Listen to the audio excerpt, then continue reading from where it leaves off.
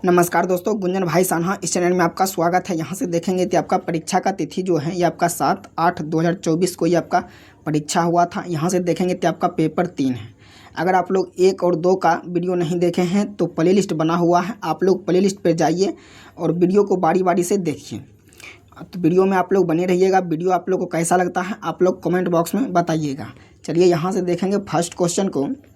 First question है आपका यहाँ से, और दोस्तों आप लोग पूरा वीडियो देखने के बाद कम से कम आप लोग वीडियो को एक ग्रुप में शेयर कर दीजिएगा। चलिए देखेंगे फर्स्ट क्वेश्चन को। फर्स्ट क्वेश्चन है आपका, यदि किसी वस्तु का द्रव्यमान 4 गुना होता है तथा वेग का आधा हो जाता है तो वस्तु का संवेग क्या होगा। अगर आप लोग दोस्तों जिसका आंसर जानते हैं तो आप लोग कमेंट बॉक्स में कमेंट करते चलिएगा, ताकि आप लोग का रिवाइज जो है साथ में हो जाएगा।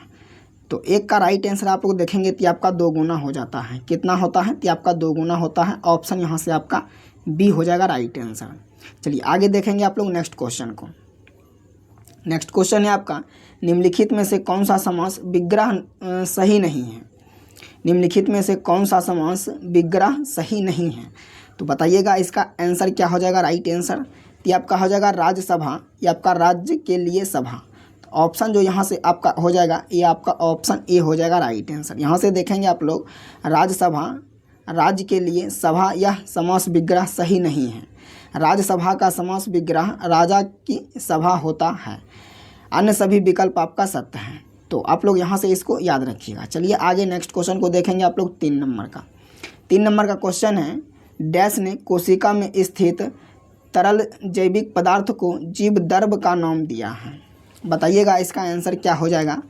तो इसका आंसर आप लोग देखेंगे कि आपका हो जाएगा J.I. पुरकेंजे। ऑप्शन जो हो जाएगा यहाँ से ऑप्शन ए हो जाएगा राइट आंसर। J.I. पुरकेंजे ऑप्शन जो हो जाएगा आपका ए हो जाएगा राइट आंसर।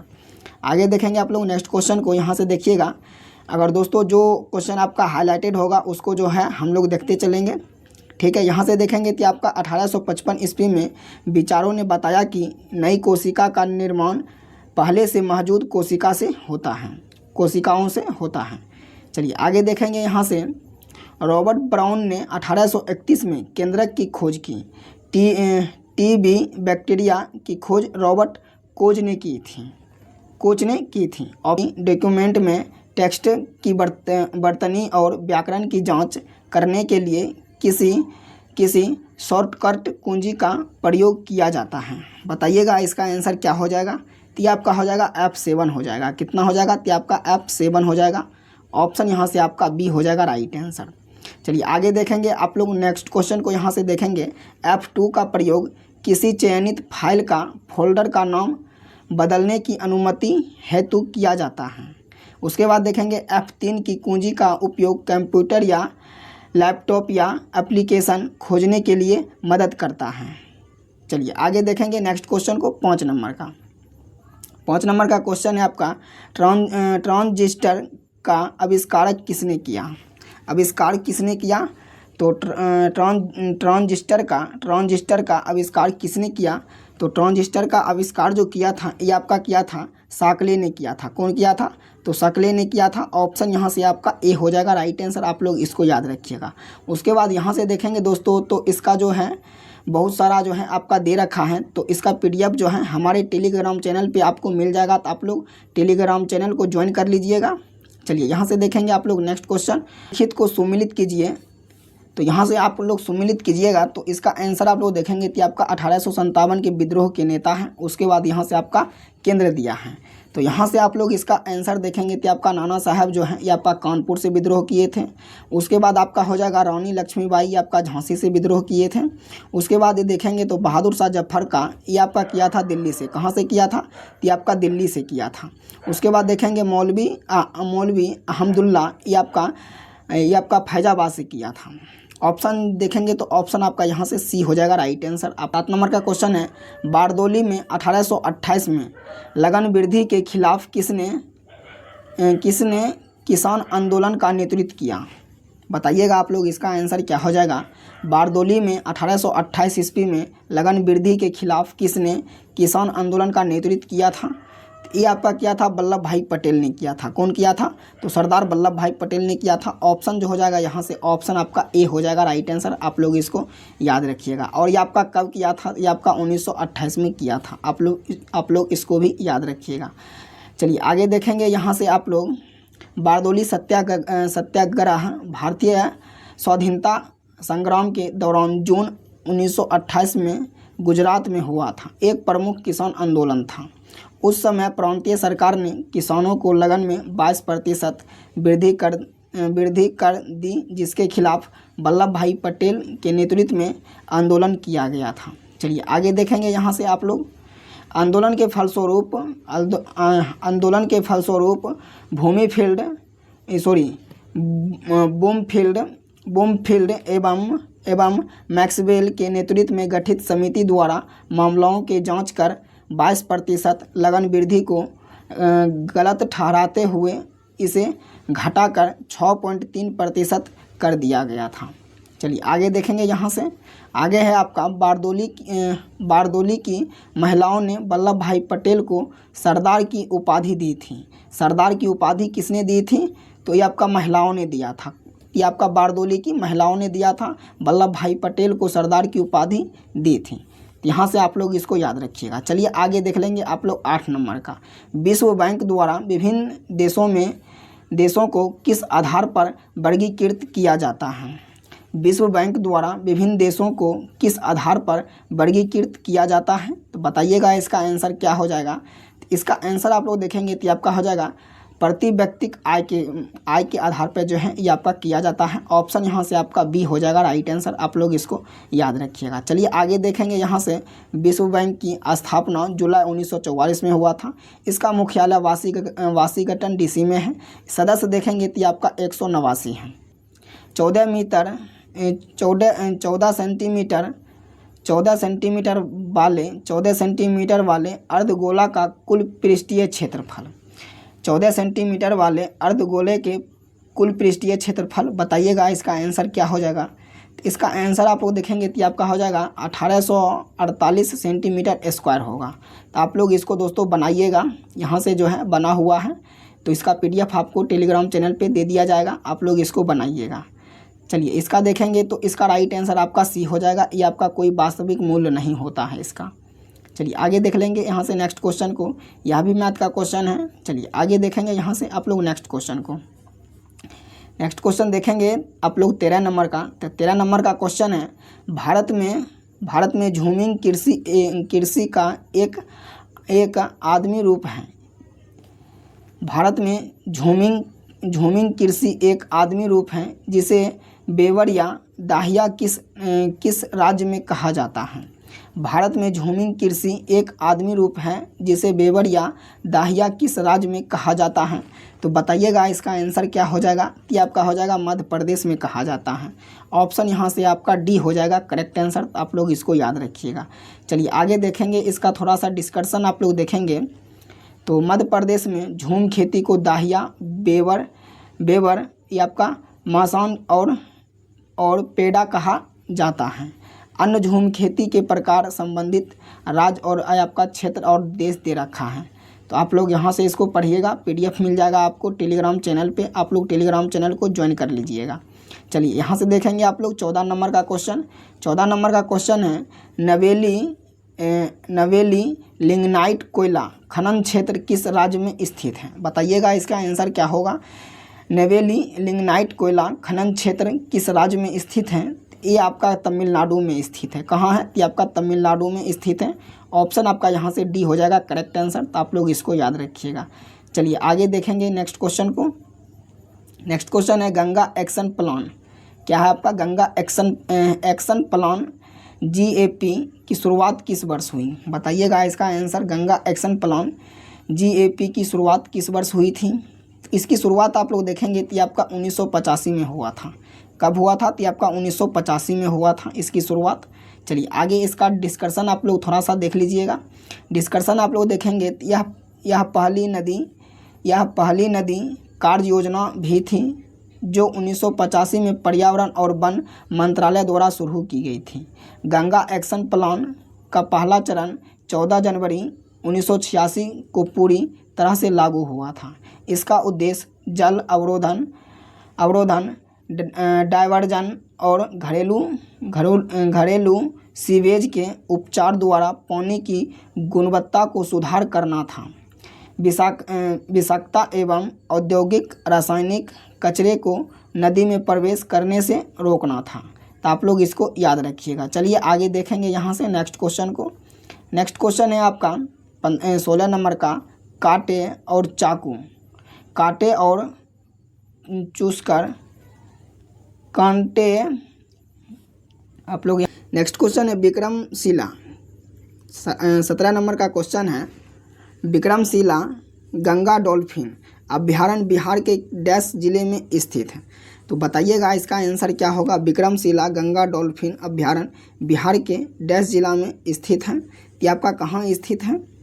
ये आपका भागलपुर में स्थित है। कहाँ स्थित है? ये आपका भागलपुर में स्थित है। आप लोग इसको याद रखिएगा। चलिए आगे देखेंगे यहाँ से। यह अभ्यारण्य भागलपुर जिले में सुल्तानगंज से कहलगांव तक गंगा नदी का 7 किलोमीटर लंबा हिस्सा है। सन 1991 में विक्रमशिला गंगा डॉल्फिन अभ्यारण्य के रूप में अधिसूचित किया गया। गंगा की डॉल्फिन को भारत का राष्ट्रीय जलीय जीव 5 अक्टूबर 2009 घोषित किया गया। राष्ट्रीय डॉल्फिन अनुसंधान केंद्र NDRC पटना विश्वविद्यालय परिसर में स्थित है। उसके बाद देखेंगे आप लोग यहाँ से, प्रतिवर्ष 5 अक्टूबर को राष्ट्रीय डॉल्फिन दिवस मनाया जाता है। आप लोग इसको याद रखिएगा दोस्तों, 5 अक्टूबर को प्रतिवर्ष जो है ये आपका डॉल्फिन राष्ट्रीय दिवस जो है मनाया जाता है। चलिए आगे देखेंगे नेक्स्ट क्वेश्चन को यहाँ से।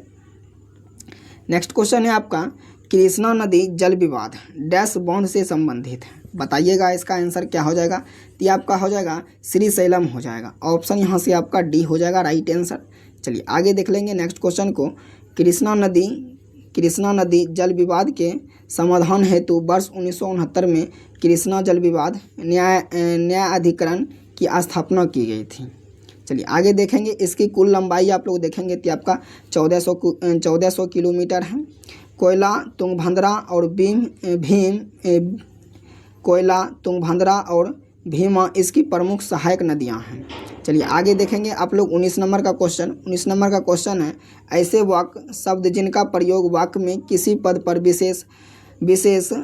विशेष बल देने के किया जाता है तो कहलाते हैं डैश।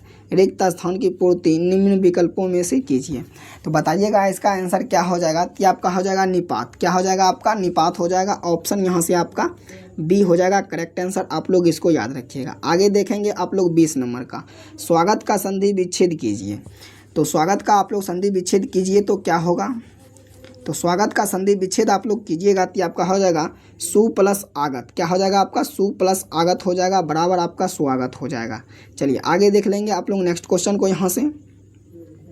नेक्स्ट क्वेश्चन है आपका 21 नंबर का, राष्ट्रीय वन नीति 1952 के तहत कितना प्रतिशत क्षेत्रों को वन के अंतर्गत लाने का लक्ष्य रखा गया है। बताइएगा आप लोग इसका आंसर क्या हो जाएगा। लाने का जो लक्ष्य रखा गया था 1952 के तहत कितना प्रतिशत।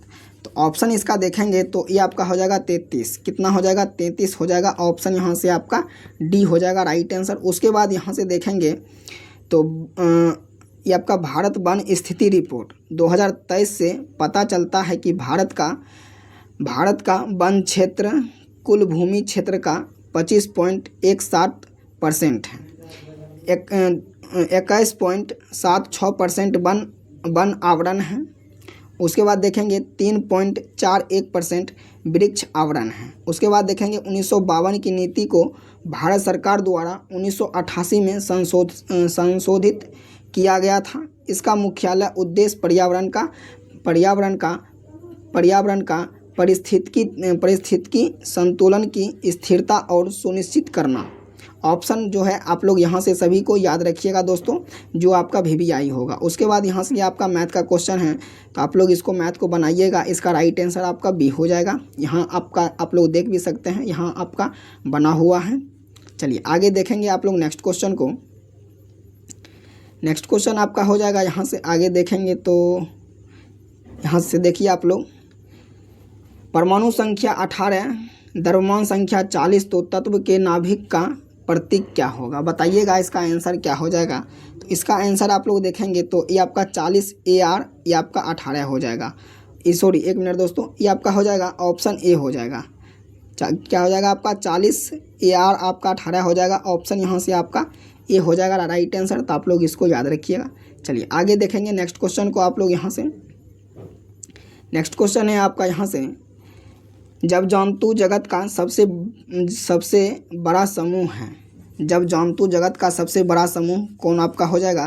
तो आपका हो जाएगा आर्थ्रोपोडा हो जाएगा। क्या हो जाएगा आपका? आर्थ्रोपोडा हो जाएगा। ऑप्शन ए हो जाएगा राइट आंसर। आप लोग इसको याद रखिएगा। चलिए आगे देखेंगे आप लोग 27 नंबर का क्वेश्चन, निम्नलिखित गुणों में से कौन सा प्रोकैरियोट्स को यूकैरियोट्स से अलग करता है? तो इसका देखेंगे आप लोग, निम्नलिखित गुणों में से कौन सा प्रोकैरियोट्स को यूकैरियोट्स से अलग करता है?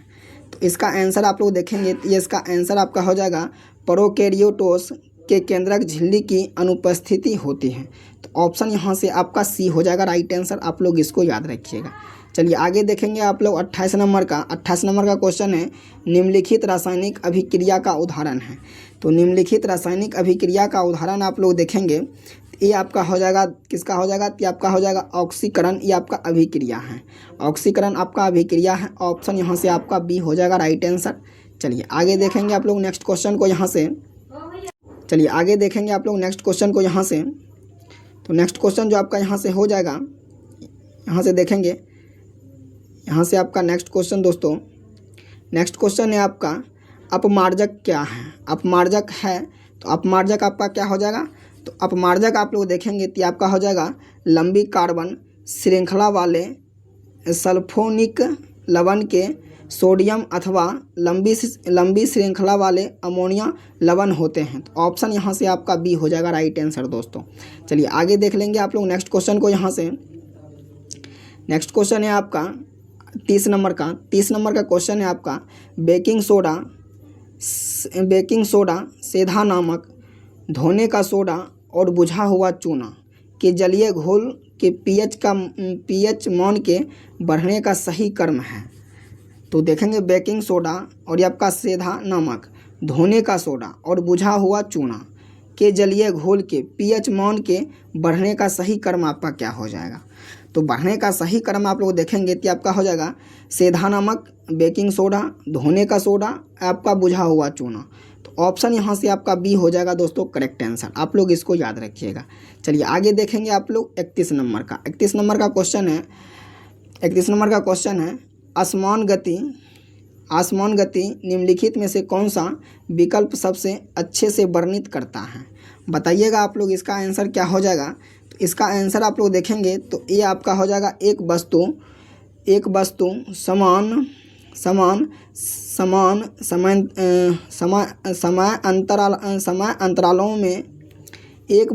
समय अंतरालों में आसमान दूरियां तय करती हैं। तो ऑप्शन यहाँ से आपका बी हो जाएगा करेक्ट आंसर।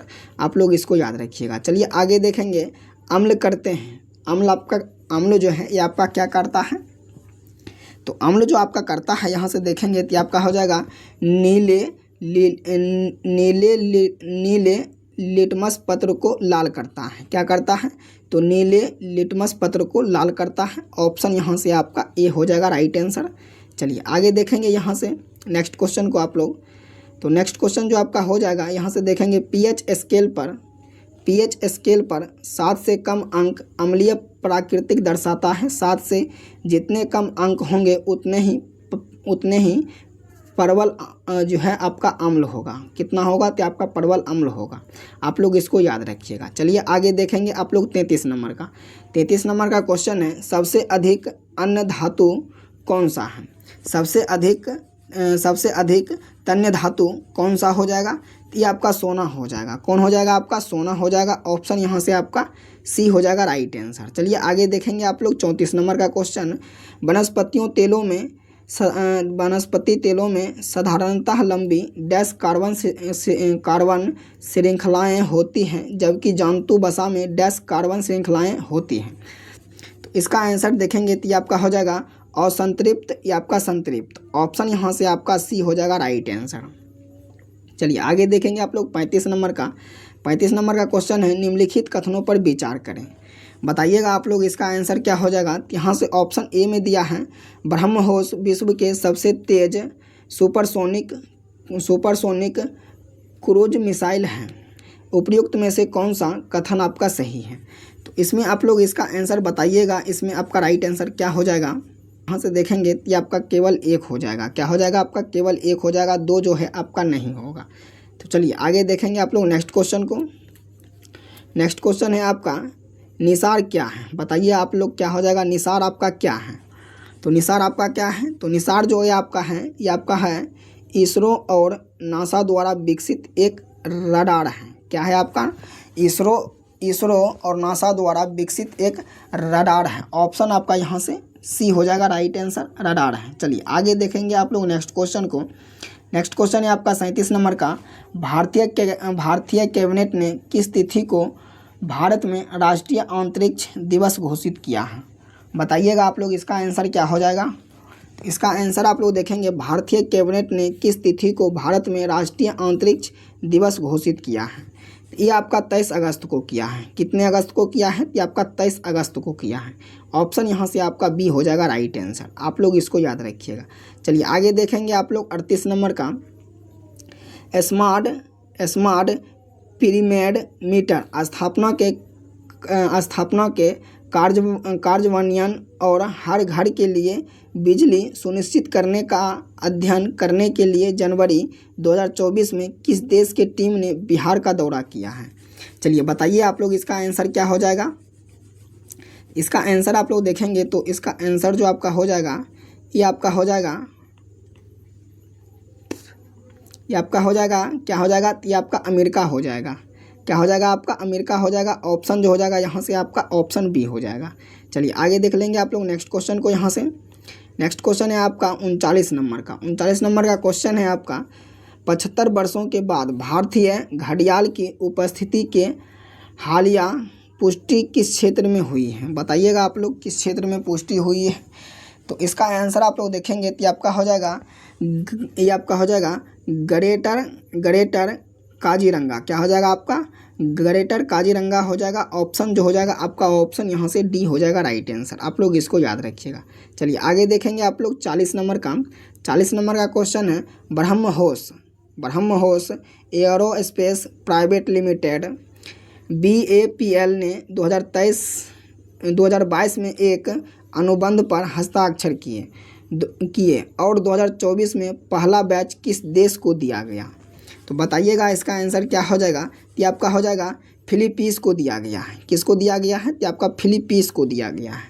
आप लोग इसको याद रखिएगा। चलिए आगे नेक्स्ट क्वेश्चन को देख लेंगे आप लोग 41 नंबर का, बिहार में किस स्थान से बुद्ध की तांबे की खड़ी मूर्ति मिली थी। बिहार में किस स्थान से बुद्ध की तांबे की खड़ी मूर्ति मिली थी। बताइए आप लोग इसका आंसर कहाँ से, ये आपका क्या हो जाएगा। तो ये आपका सुल्तानगंज से मिला था। कहाँ से मिला है, तो ये आपका सुल्तानगंज से मिला है। ऑप्शन जो हो जाएगा ये आपका ऑप्शन सी हो जाएगा राइट आंसर। आगे देखेंगे आप लोग यहाँ से नेक्स्ट क्वेश्चन को। ये आपका हो जाएगा 1861 में ईस्ट इंडियन रेलवे के निर्माण के दौरान भागलपुर जिले में सुल्तानगंज में यह मूर्ति पाया गया था। वर्तमान में यह इंग्लैंड के बर्मिंघम संग्रहालय में रखा गया है। इस मूर्ति का निर्माण गुप्त काल में किया गया था। कौन से काल में किया गया था, तो आपका गुप्त काल में किया गया था। उसके बाद यहाँ से देखेंगे कि आपका बांका के सांसद गिरधारी यादव प्रधानमंत्री को चिट्ठी लिखकर बुद्ध की प्रतिमा को विदेश से भारत लाने की मांग की गई है। तो आप लोग इसको याद रखिएगा दोस्तों, यहाँ से आपका क्वेश्चन जो है बन भी सकता है। चलिए आगे देखेंगे आप लोग 42 नंबर का। 42 नंबर का क्वेश्चन है, वर्ष 2011 के जनगणना के अनुसार बिहार में साक्षरता दर कितना है। वर्ष 2011 के जनगणना के अनुसार बिहार में साक्षरता दर कितना है, तो आप लोग देखेंगे तो आपका हो जाएगा 61.80 हो जाएगा। कितना हो जाएगा? 61.80% हो जाएगा। ऑप्शन जो हो जाएगा आपका डी हो जाएगा राइट आंसर। आगे देख लेंगे आप लोग यहाँ से डिटेल्स में। बिहार में साक्षरता दर 2011 के जनगणना के अनुसार कुल साक्षरता दर 61.80% है। पुरुष का देखेंगे तो 71.2% है। महिला का देखेंगे तो 51.5% है। आगे देखेंगे सर्वाधिक साक्षरता दर वाला जिला कि आपका रोहतास है, तो रोहतास का आपका कितना है? तो 73.37% है। उसके बाद देखेंगे सर्वाधिक पुरुष साक्षरता वाला जिला, तो ये भी आपका रोहतास हो जाएगा। यहाँ देखेंगे तो ये आपका पुरुष का हो जाएगा 82.88% हो जाएगा। आप लोग इसको याद रखिएगा दोस्तों। चलिए आगे देखेंगे यहाँ से न्यूनतम पुरुष साक्षरता वाला जिला, ये आपका हो जाएगा पूर्णिया। कौन हो जाएगा? तो आपका पूर्णिया हो जाएगा। पूर्णिया में आप लोग देखेंगे तो ये आपका हो जाएगा 59.06%। कितना है? तो 59.06% है। आप लोग इसको याद रखिएगा। सर्वाधिक महिला साक्षरता दर वाला जिला, तो ये भी आपका रोहतास पड़ता है।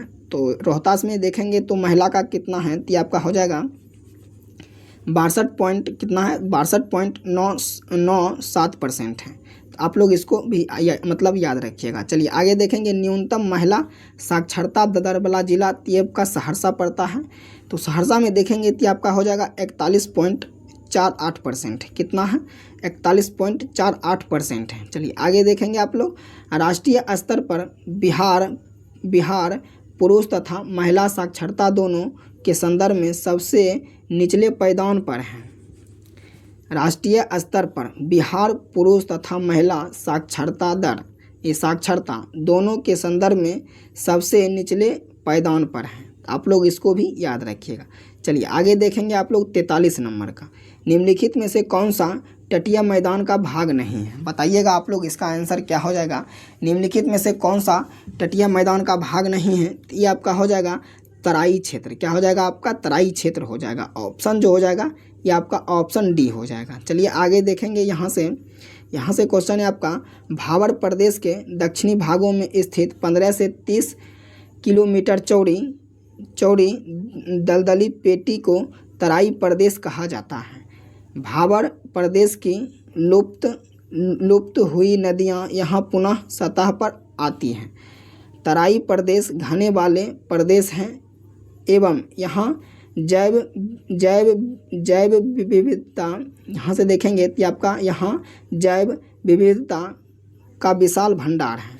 यहाँ मिट्टी दलदली मिट्टी होती है। यहाँ की मिट्टी दलदली मिट्टी होती है। चलिए आगे देखेंगे आप लोग 44 नंबर का। पेरियार बाघ रिजर्व भारत के डैश राज्य में स्थित है। बताइएगा पेरियार बाघ रिजर्व भारत के डैश राज्य में स्थित है। कहाँ स्थित है आपका? तो ये आपका हो जाएगा केरल में स्थित है। कहाँ स्थित है? तो ये आपका केरल में स्थित है। चलिए आगे देखेंगे आप लोग नेक्स्ट क्वेश्चन को। दोस्तों यह सेशन आपको कैसा लग रहा है? सेशन अगर आप लोग को अच्छा लग रहा है तो सेशन को आप लोग सबसे पहले लाइक कीजिए। चलिए यहाँ से देखेंगे आप लोग निम्न में से कौन सा इंस्टेंस मैसेजिंग के लिए प्रयुक्त नहीं हो सकता है। निम्न में से कौन सा इंस्टेंस मैसेजिंग के लिए प्रयुक्त नहीं हो सकता है? ये आपका हो जाएगा वर्डप्रेस हो जाएगा। क्या हो जाएगा आपका? वर्डप्रेस हो जाएगा।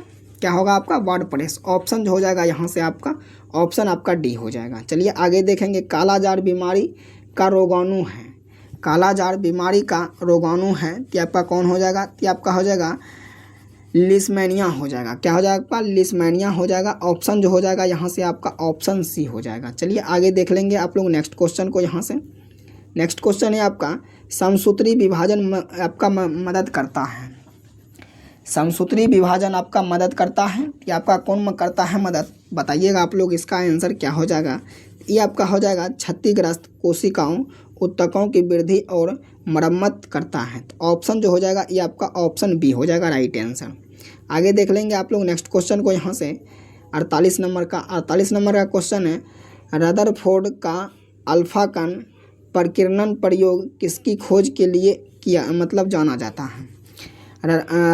यहाँ से देखेंगे आपका तो ये आपका हो जाएगा रदरफोर्ड का अल्फ कण प्रकीर्णन प्रयोग किसकी खोज के लिए किया जाता है, मतलब किया किसके लिए जाना जाता है। तो ये जो आपका जाना जाता है यहाँ से देखेंगे कि आपका हो जाएगा परमाणुीय, ये आपका नाभिक हो जाएगा। क्या हो जाएगा आपका परमाणुीय नाभिक हो जाएगा। ऑप्शन जो हो जाएगा ये आपका ऑप्शन ए हो जाएगा राइट आंसर। आगे देख लेंगे आप लोग निम्न में से कौन सा हस्तशिल्प बिहार का नहीं है, बताइएगा आप लोग। हस्तशिल्प जो है ये आपका बिहार का कौन नहीं है, यहाँ से देखेंगे तो यहाँ से आपका राइट आंसर ये आपका हो जाएगा पट्टचित्र हो जाएगा, मतलब पट्टचित्र हो जाएगा। क्या होगा आपका पट्टचित्र होगा। ऑप्शन जो हो जाएगा ये आपका ऑप्शन आपका यहाँ से सी हो जाएगा राइट आंसर। 53 नंबर का क्वेश्चन है, भारतीय इतिहास का स्वर्ण युग कहा जाता है। भारत का इतिहास का स्वर्ण युग कहा जाता है। तो भारतीय इतिहास का स्वर्ण युग जो कहा जाता है ये आपको गुप्त काल को कहा जाता है। किसको कहा जाता है, तो आपका गुप्त काल को कहा जाता है। ऑप्शन यहाँ से आपका बी हो जाएगा राइट आंसर। आगे देख लेंगे आप लोग नेक्स्ट क्वेश्चन को। यहाँ से नेक्स्ट क्वेश्चन है आपका, संसार के रूप में लोगों से अभिप्राय है। संसाधन के रूप में लोगों से अभिप्राय है। तो लोगों से जो आपका अभिप्राय है यहाँ देखेंगे तो आपका किसी देश की कार्यशील जनसंख्या। क्या हो जाएगा, किसी देश की कार्यशील जनसंख्या हो जाएगा। ऑप्शन ए हो जाएगा आपका राइट आंसर। आगे देखेंगे आप लोग, मनुष्य में पशु से देवता कौन बनता है। मनुष्य को पशु से देवता कौन बनाता है। तो ये जो आपका बनाता है ये आपका कौन बनाता है, ये आपका बनाता है श्रेष्ठ, ये आपका पुस्तकें बनाता है। कौन बनाता है, तो श्रेष्ठ पुस्तक बनाता है। ऑप्शन आपका यहाँ से डी हो जाएगा राइट आंसर। आप लोग इसको याद रखिएगा। आगे देखेंगे आप लोग 56 नंबर का क्वेश्चन, तिलक ने ऐसा क्यों कहा कि वे कि नरक में भी पुस्तकों का स्वागत करेंगे।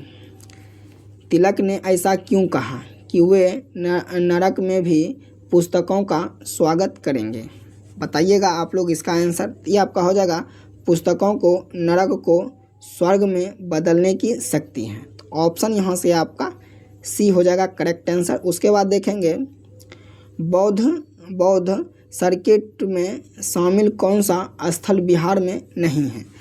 बौद्ध सर्किट में शामिल कौन सा स्थल बिहार में नहीं है, बताइएगा आपका लोग। इसका राइट आंसर क्या हो जाएगा, राजगीर, बोधगया, सारनाथ, पटना। तो इसका आंसर देखेंगे तो आपका हो जाएगा सारनाथ। ऑप्शन आपका सी हो जाएगा राइट आंसर। ऑप्शन आपका सी हो जाएगा। उसके बाद यहाँ से आप लोग थोड़ा सा इसका डिस्कशन आप लोग देखेंगे। तो डिस्कशन में आप लोग देखेंगे तो आपका केंद्रीय मंत्री नितिन गडकरी द्वारा बौद्ध सर्किट परियोजना शुरू किया गया, जिसमें देश भर में भगवान बुद्ध के जीवन से जुड़ी सभी जगहों को जोड़ने हेतु सड़कों को आपस में जोड़ा जाएगा। बौद्ध सर्किट में शामिल स्थल निम्न है। यहाँ से देखेंगे सभी का नाम आप लोग कि आपका बोधगया जो कि बिहार में पड़ता है, राजगीर बिहार में पड़ता है, वैशाली बिहार में पड़ता है, कहलगांव बिहार में पड़ता है, पटना बिहार में पड़ता है, सारनाथ उत्तर प्रदेश में पड़ता है, कुशीनगर उत्तर प्रदेश में पड़ता है, पिपराहवा ये आपका पिपरहवा ये आपका उत्तर प्रदेश में पड़ता है, कपिल वस्तु उत्तर प्रदेश में पड़ता है, सकिंसा ये आपका उत्तर प्रदेश में पड़ता है। सभी को आप लोग इसको याद रखिएगा दोस्तों। चलिए आगे देखेंगे नेक्स्ट क्वेश्चन को, निम्न में से कौन सा एक मौलिक अधिकार नहीं है, बताइएगा आप लोग। निम्न में से कौन सा एक मौलिक अधिकार आपका नहीं होगा। तो मौलिक आप लोग अधिकार देखेंगे तो ये आपका हो जाएगा संपत्ति का अधिकार जो है ये आपका नहीं है। क्या है आपका, संपत्ति का अधिकार आपका नहीं है। तो ऑप्शन आपका यहाँ से बी हो जाएगा राइट आंसर। आगे देखेंगे निम्न में से संपत्ति का अधिकार मौलिक अधिकार नहीं है। मूल संविधान में 7 मौलिक अधिकार थे, लेकिन 44वें संविधान संशोधन 1978 के द्वारा संपत्ति का अधिकार अनुच्छेद 31 एवं 19 को मौलिक अधिकार की सूची से हटाकर इसे संविधान के भाग 12 में अनुच्छेद 300 के अंतर्गत कानूनी अधिकार के रूप में रखा गया है। चलिए आगे देखेंगे आप लोग नेक्स्ट क्वेश्चन को। नेक्स्ट क्वेश्चन यहाँ से देखेंगे, इसका थोड़ा सा और दोस्तों इसका डिस्कशन है। वर्तमान में हमारे संविधान में 6 मौलिक अधिकार दिए गए हैं कि आपका कौन कौन से अधिकार हो जाएंगे। तो यहाँ से देखेंगे तो समता या समानता का अधिकार अनुच्छेद 14 से 18 में है। किस में है, समता या समानता का अधिकार देखेंगे तो आपका 14 से 18 में है। स्वतंत्रता का अधिकार देखेंगे तो अनुच्छेद 19 से 22 में है। किस में है? तो 19 से 22 में है। शोषण के विरुद्ध का अधिकार देखेंगे तो अनुच्छेद 23 से 24 में है। शोषण के विरुद्ध अधिकार देखेंगे तो आपका अनुच्छेद 23 से 24 में है। धार्मिक स्वतंत्रता का अधिकार देखेंगे तो अनुच्छेद 25 से 28 में है। उसके बाद संस्कृति और शिक्षा संबंधी अधिकार देखेंगे तो ये आपका 29 से 30 के बीच में है। आप लोग इसको याद रखिएगा। चलिए आगे देखेंगे आप लोग संवैधानिक उपचारों का अधिकार देखेंगे तो ये आपका अनुच्छेद 32 में है। चलिए आगे देखेंगे आप लोग 59 नंबर का क्वेश्चन। मंत्रि परिषद के सदस्यों की संख्या लोकसभा के कुल सदस्यों के कितना प्रतिशत से अधिक नहीं होनी चाहिए? मंत्रि परिषद के सदस्यों की संख्या लोकसभा के कुल सदस्यों के कितना प्रतिशत से अधिक नहीं होनी चाहिए? तो ये आपका हो जाएगा 15% से अधिक नहीं होनी चाहिए। कितना हो जाएगा? 15% से अधिक नहीं होनी चाहिए। आगे देखेंगे यहाँ से डिस्कशन इसका। मंत्रि परिषद के सदस्यों की संख्या लोकसभा के कुल सदस्यों के 15% से अधिक नहीं होनी चाहिए। 91वें संविधान संशोधन 2003 के तहत केंद्र तथा राज्य में मंत्रि परिषद के सदस्य संख्या क्रमशः लोकसभा तथा विधानसभा की सदस्य की संख्या 15 से अधिक नहीं होने का प्रावधान किया गया है। आगे देखेंगे जहां सदन की सदस्य संख्या 40 से 40 है वहां अधिकतम 12 होंगे। आगे देखेंगे आप लोग 60 नंबर का क्वेश्चन। किसी संविधान संशोधन द्वारा संविधान में नागरिकों के 10 मूल कर्तव्यों का उल्लेख किया गया है।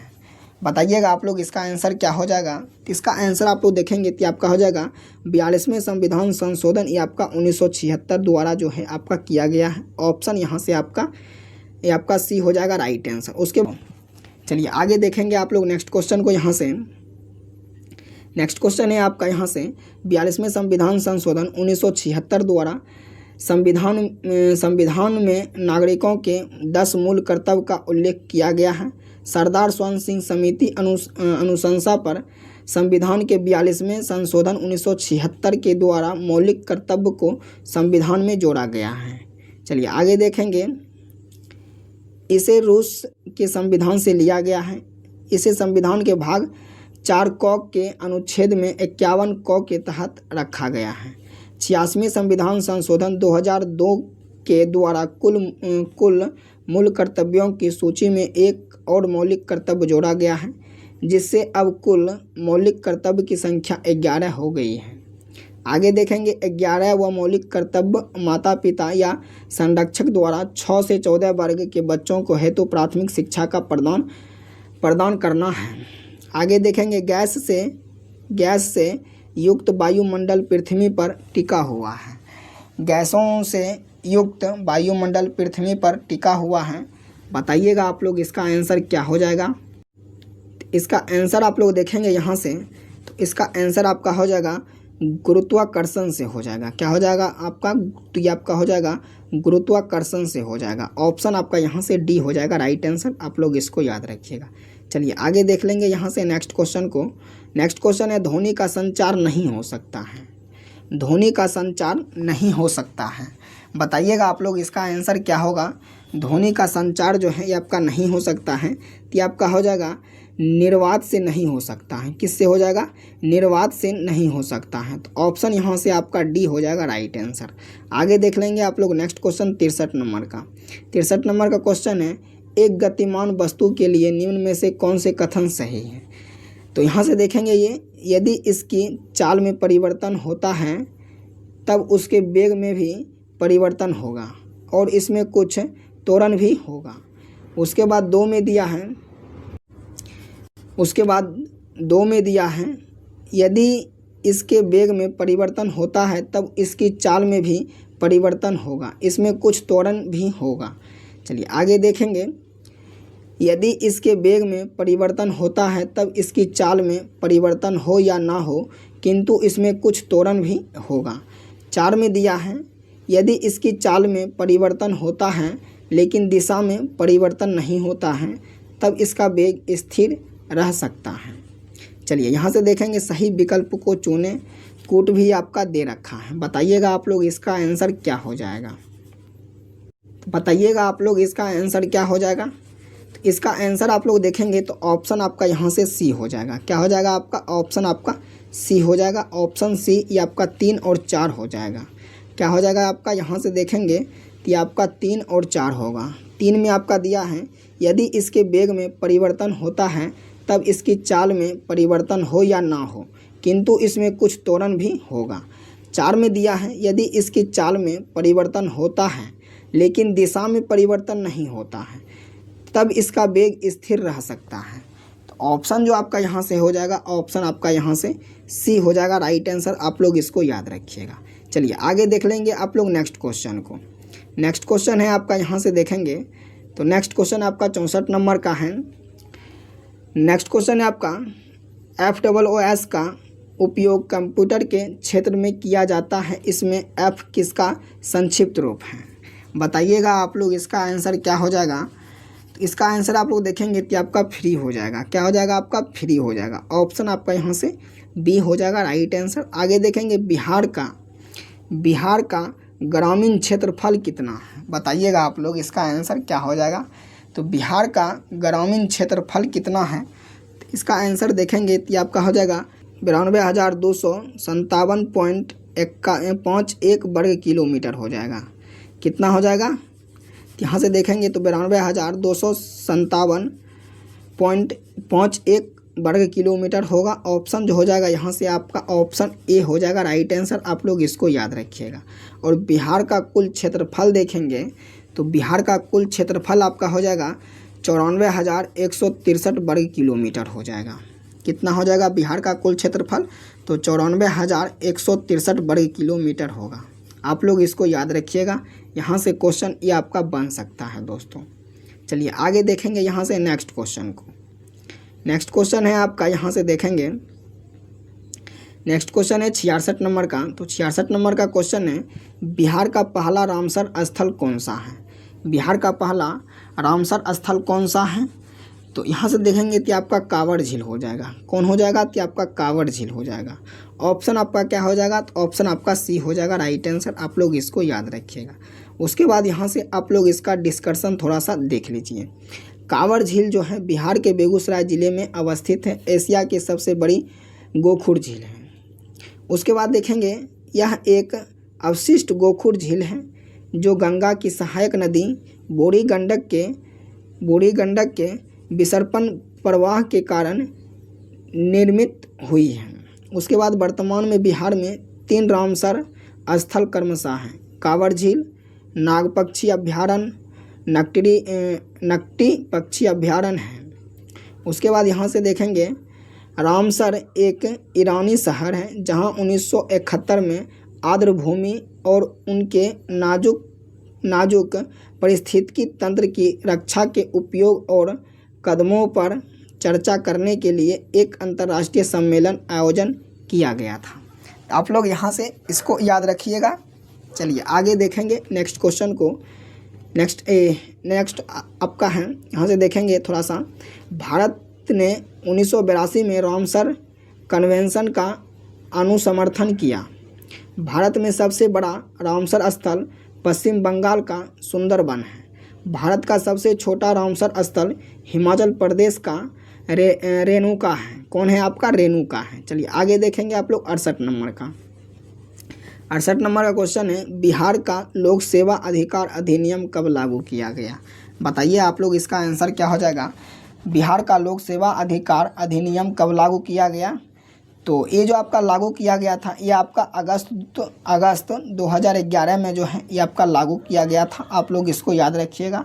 उसके बाद आगे देख लेंगे आप लोग नेक्स्ट क्वेश्चन। यहाँ से यह कानून बिहार लोक सेवाओं का अधिकार अधिनियम 2011 के नाम से जाना जाता है। चलिए आगे देखेंगे यहाँ से बिहार पंचायती राज अधिनियम 1993 हो जाएगा। बिहार मद्य निषेध शराबबंदी कानून 1 अप्रैल 2016 को लागू किया गया था। चलिए आगे देखेंगे यहाँ से नेक्स्ट क्वेश्चन को। नेक्स्ट क्वेश्चन है आपका 68 नंबर का। 68 नंबर का क्वेश्चन है भारतीय सरकार की तरफ से डैश करेंसी नोट जारी करता है। ये आपका करता है भारतीय रिजर्व बैंक करता है। कौन करता है? तो भारतीय रिजर्व बैंक करता है। चलिए आगे देखेंगे नेक्स्ट क्वेश्चन को। यहाँ से नेक्स्ट क्वेश्चन है, वैश्वीकरण से उत्पन्न लाभों से निम्न में से किनको उचित हिस्सा नहीं मिला है? तो ये आपको श्रमिकों को जो है ये आपका उचित हिस्सा नहीं मिला है। चलिए आगे देखेंगे नेक्स्ट क्वेश्चन 70 नंबर को, कौन सा देश अपने रणनीतिक उद्देश्यों की प्राप्ति के लिए ग्रे जोन वारफेयर टैक्टिस को अपना रहा है? तो कौन सा देश अपने रणनीतिक उद्देश्यों की प्राप्ति के लिए ग्रे जोन वारफेयर टैक्टिस को अपना रहा है? तो ये आप लोग ये जो चीन जो है यह आपका चीन अपना रहा है। ऑप्शन यहाँ से आपका सी हो जाएगा राइट आंसर। आगे देख लेंगे नेक्स्ट क्वेश्चन को। यहाँ से नेक्स्ट क्वेश्चन है आपका, सुश्री शांति देवी पासवान और श्री शिवन पासवान को डैश से सम्मानित किया गया है? बताइएगा आप लोग, इसको जो सम्मानित किया गया है ये आपका कब सम्मानित किया गया है? ये आपका हो जाएगा मतलब क्या चीज़ से सम्मानित किया गया है? तो यहाँ से देखेंगे तो आपका पद्म श्री से सम्मानित किया गया है और ये आपका 2024 में ये आपको सम्मानित किया गया था। तो ऑप्शन यहाँ से आपका सी हो जाएगा राइट आंसर। चलिए यहाँ से देखेंगे सुश्री शांति देवी पासवान और श्री शिवन पासवान को 2024 में पद्म श्री से सम्मानित किया गया। मिथिला और गोदना पेंटिंग, विदा की सिद्धहस्त कला, लहरिया गंज मधुबनी की दंपति शांति देवी एवं शिवन पासवान राष्ट्रपति भवन में ताम्रपत्र एवं मेडल देकर सम्मानित किया गया था। इसके कलाकृति को अमेरिका, जापान, हांगकांग समेत कई देशों में ख्याति मिल चुकी है। 72 का देख लेंगे आप लोग। यहाँ से निम्नलिखित में से किस शक्ति का प्रयोग राज्यसभा द्वारा किया जाता है? नीचे दिए गए कूट में से सही विकल्प को चुनिए। एक में दिया है यह संघ सूची और समवर्ती सूची को स्वीकृति देती है। नंबर 2 में दिया है यह आपातकाल की घोषणा को स्वीकृति देती है। नंबर 3 में है यह कर प्रस्तावों, बजट और वार्षिक वित्तीय कर्तव्यों को स्वीकृति देती है। 4 में दिया है आपका यह संवैधानिक संशोधन को पारित करता है, मतलब करती है। तो यहाँ से आप लोग कूट में देखेंगे तो आपका हो जाएगा केवल 2 और 4 हो जाएगा। क्या हो जाएगा आपका? केवल 2 और 4 हो जाएगा। ऑप्शन आपका डी हो जाएगा राइट आंसर। उसके बाद देखेंगे 2 में, तो 2 में दिया है यह आपातकाल की घोषणा को स्वीकृति जो है देती है। और आपका 4 में दिया है यहाँ से यह संवैधानिक संशोधन को पारित करती है। तो ऑप्शन आपका 2 और आपका 4 हो जाएगा। चलिए आगे देखेंगे आप लोग नेक्स्ट क्वेश्चन को। यहाँ से देखेंगे तो राष्ट्रपति का निर्वाचन और महाभियोग, राष्ट्रपति द्वारा घोषित तीनों प्रकार के आपातकालों की स्वीकृति और संविधान इकाइयों जैसे वित्त आयोग, संघ लोक सेवा आयोग, निमंत्रण एवं महालेखक परीक्षक की रिपोर्ट पर विचार करना। आगे देखेंगे आप लोग 73 नंबर का क्वेश्चन है, प्रधानमंत्री की नियुक्ति का अधिकार किसके पास है? प्रधानमंत्री की नियुक्ति का अधिकार किसके पास होता है? ये आपका होता है राष्ट्रपति के पास होता है। किसके पास होता है? ये आपका राष्ट्रपति के पास होता है। चलिए आगे देखेंगे आप लोग अनुच्छेद 74 को। राष्ट्रपति को सहायता एवं सलाह देने के लिए एक मंत्री परिषद होगी जिसका प्रमुख प्रधानमंत्री होगा। कौन होगा? प्रमुख आपका प्रधानमंत्री होगा। आगे देखेंगे आप लोग यहाँ से नेक्स्ट क्वेश्चन को। नेक्स्ट क्वेश्चन आपका 74 का है, उस जनजाति का नाम बताइए जो ऋग्वैदिक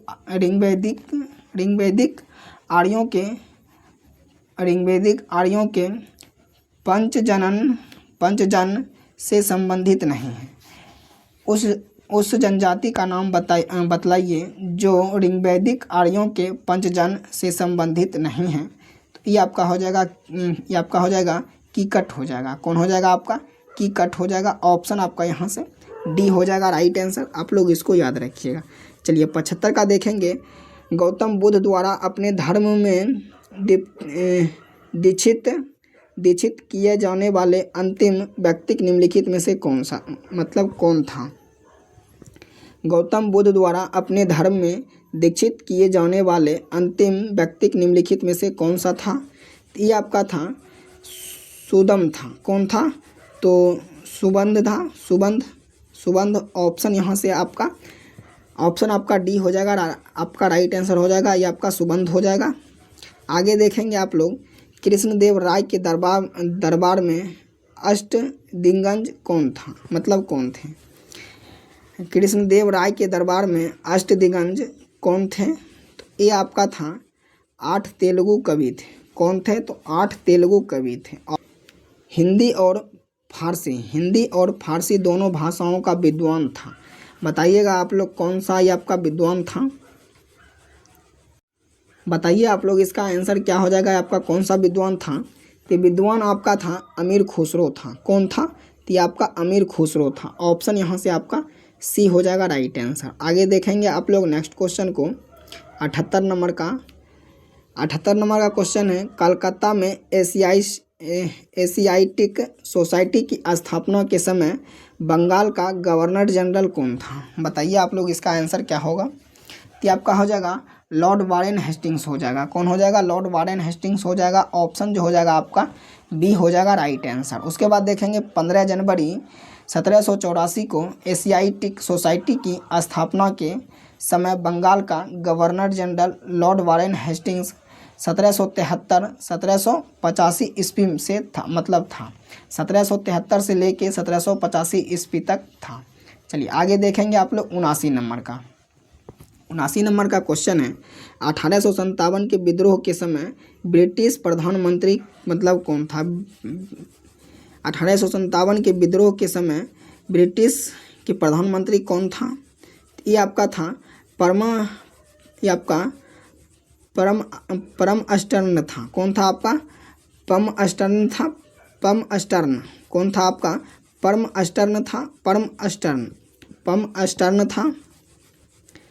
अस्टर्न। ऑप्शन जो हो जाएगा ये आपका बी हो जाएगा राइट आंसर। आगे देखेंगे आप लोग नेक्स्ट क्वेश्चन 80 नंबर का क्वेश्चन है, फारसी साप्ताहिक मिरातुल अखबार को प्रकाशित करते हैं। तो मिरातुल अखबार को जो प्रकाशित करते हैं ये आपका कौन करता है? ये आपका राजा राम मोहन राय करता है। कौन करता है? ये आपका राजा राम मोहन राय करता है। ऑप्शन यहाँ से आपका बी हो जाएगा राइट आंसर। इसको आप लोग याद रखिएगा दोस्तों। चलिए आगे देखेंगे आप लोग नेक्स्ट क्वेश्चन को। नेक्स्ट क्वेश्चन यहाँ से आपका है, टीपू सुल्तान ने ब्रिटिश सेना को 1780 ईस्वी में हराया था। टीपू सुल्तान जो है ब्रिटिश सेना को 1780 ईस्वी में हराया था। ये आपका पोलीलूर में हराया था। कहाँ हराया था? तो ये आपका पोलीलूर में हराया था। ऑप्शन जो हो जाएगा ये आपका बी हो जाएगा यहाँ से राइट आंसर। और यहाँ से देखेंगे तो ये आपका कब हराया था? तो ये आपका 1780 ईस्वी में ये आपको हराया था। आप लोग इसको भी डेट को याद रखिएगा। चलिए आगे देख लेंगे आप लोग नेक्स्ट क्वेश्चन को, भारत में बनने वाली सर्वप्रथम कथा फिल्म टॉकी थी। क्या था? तो आपका टॉकी थी। भारत में बनने वाली सर्वप्रथम कथा फिल्म ये आपका टॉकी थी। तो यहाँ से देखेंगे तो आपका हो जाएगा आलम आरा हो जाएगा। क्या हो जाएगा आपका? आलम आरा हो जाएगा। ऑप्शन जो हो जाएगा ये आपका ऑप्शन बी हो जाएगा राइट आंसर। आगे देखेंगे आप लोग यहाँ से नेक्स्ट क्वेश्चन को, निम्नलिखित में से कौन सा भारत को धर्मनिरपेक्ष राज्य वर्णित करता है? बताइएगा आप लोग, इसका आंसर क्या हो जाएगा? ये आपका हो जाएगा संविधान की प्रस्तावना। क्या हो जाएगा आपका? संविधान की प्रस्तावना हो जाएगा। ऑप्शन जो हो जाएगा ये आपका ऑप्शन बी हो जाएगा। उसके बाद देखेंगे 42वें संविधान संशोधन अधिनियम 1976 के अंतर्गत प्रस्तावना में समाजवादी, पंथ निरपेक्ष और अखंडता शब्द को जोड़ा गया था। 42वें संविधान संशोधन को लघु संविधान या मिनी संविधान भी कहा जाता है। आप लोग देखिएगा तो यहाँ से जो आपका क्वेश्चन जो है आपका क्वेश्चन यहाँ से बन सकता है। 42वें संविधान संशोधन को लघु संविधान या मिनी संविधान के मतलब कहा जाता है। लघु संविधान या मिनी संविधान भी कहा जाता है। 42वें संविधान संशोधन का लघु संविधान या मिनी संविधान भी कहा जाता है। यहाँ से आप लोग इसको याद रखिएगा। चलिए आगे देखेंगे आप लोग 84 नंबर का, भारत के संविधान के किस अनुच्छेद के अंतर्गत भारत का उच्चतम न्यायालय नागरिकों के मूल अधिकारों के प्रवर्तन के लिए विभिन्न रिट जारी करने का अधिकार रखता है। तो आपका अधिकार रखता है अनुच्छेद 32। कौन रखता है? अनुच्छेद 32 रखता है। ऑप्शन जो हो जाएगा आपका ऑप्शन ए हो जाएगा राइट आंसर। आगे देखेंगे, उच्चतम न्यायालय नागरिकों को मूल अधिकार के प्रवर्तन के लिए विभिन्न रिट जारी करने का अधिकार रखता है। भारतीय संविधान के भाग 3 द्वारा प्रदत्त मौलिक अधिकारों को परिवर्तित करने के लिए अनुच्छेद 32 के तहत संवैधानिक उपचारों का अधिकार प्रदान किया गया है। इस अनुच्छेद के अखंड 2 के तहत भारत के उच्चतम न्यायालय को मौलिक अधिकारों के परिवर्तन के लिए विभिन्न रेट बंदी प्रत्यक्षीकरण, यहाँ से देखेंगे आगे आप लोग, तो ये आपका प्रत्यक्षीकरण, परामर्श, प्रतिषेध अधिकार, परीक्षा और उत्प्रेरण निकालने की शक्ति है। अनुच्छेद 226 के तहत उच्च न्यायालयों को अपने राज्य क्षेत्र के संदर्भ में भाग 3 द्वारा प्रदत्त मौलिक अधिकारों के प्रवर्तन के लिए किसी भी अन्य परियोजना के लिए विभिन्न रेट निकालने की अधिकार है। आगे देखेंगे आप लोग 85 नंबर का क्वेश्चन है, भारत का प्रधानमंत्री किसके प्रति जवाबदेह है? भारत का प्रधानमंत्री किसके प्रति जवाबदेह हैं? बताइएगा आप लोग, इसका आंसर क्या हो जाएगा? तो इसका आंसर जो है आपको यहाँ से दिख भी रहा होगा, तो ये आपका लोकसभा के प्रति है। किसके प्रति है? तो ये आपका लोकसभा के प्रति है। भारतीय संविधान के अनुच्छेद 75 के 3 के तहत मंत्रिपरिषद सामूहिक रूप से लोकसभा के प्रति उत्तरदायी होती है। चूँकि मंत्रिपरिषद का प्रधानमंत्री होता है, अतः प्रधानमंत्री भी लोकसभा के प्रति ही जवाबदेह है। 94 नंबर का क्वेश्चन, 94 नंबर का क्वेश्चन है, यदि एक दी हुई समय विधि में कीमतों तथा मौद्रिक आय दोनों दोगुनी हो जाए तो वास्तविक आय क्या होगा? तो वास्तविक आय आप लोग देखेंगे, तो ये आपका वास्तविक आय आपका हो जाएगा अपरिवर्तित आपका होगा। क्या होगा? आपका अपरिवर्तित होगा। ऑप्शन जो होगा ये आपका ऑप्शन सी होगा राइट आंसर। आगे देखेंगे आप लोग, स्वतंत्र भारत की प्रथम औद्योगिक नीति घोषणा की गई थी। ये घोषणा जो आपका किया गया था, ये आपका 1948 में घोषणा किया गया था। कब किया गया था? तो 1948 में घोषणा किया गया था। 6 अप्रैल 1948 को तत्कालीन उद्योग मंत्री डॉक्टर श्यामा प्रसाद मुखर्जी द्वारा की गई थी। इसी के द्वारा देश में मिश्रित एवं नियंत्रित अर्थव्यवस्था की नींव पड़ी थी। चलिए आगे देखेंगे आप लोग नेक्स्ट क्वेश्चन 96 नंबर का क्वेश्चन है, ऑपरेशन फ्लड का निम्न में से किससे संबंध है? ऑपरेशन फ्लड का संबंध किससे है? तो ऑपरेशन फ्लड का संबंध आप लोग देखेंगे तो आपका हो जाएगा दुग्ध आपूर्ति से हो जाएगा। किससे हो जाएगा? आपका दुग्ध आपूर्ति से हो जाएगा। ऑप्शन जो हो जाएगा ऑप्शन आपका बी हो जाएगा राइट आंसर। आगे देख लेंगे आप लोग नेक्स्ट क्वेश्चन को। नेक्स्ट क्वेश्चन है, भारत के सबसे बड़ी वाह नदी है। तो भारत की सबसे बड़ी वाह नदी कौन सी है? तो वह आपका गंगा हो जाएगा। कौन हो जाएगा? तो आपका गंगा हो जाएगा। ऑप्शन जो हो जाएगा आपका ऑप्शन सी हो जाएगा राइट आंसर। आगे देखेंगे 98 नंबर का, मृदा अपरदन रोका जा सकता है। मृदा अपरदन को रोका जा सकता है। तो मृदा अपरदन रोका जा सकता है, ये आपका हो जाएगा वन रोपण द्वारा। क्या हो जाएगा आपका? जैसे कि वन लगाकर, तो ये आपको जो है मृदा अपरदन को जो है रोका जा सकता है। तो ये आपका राइट आंसर ऑप्शन आपका सी हो जाएगा। ये आपका वन रोपण द्वारा आप लोग इसको याद रखिएगा। नेक्स्ट वीडियो में जय हिंद जय भारत।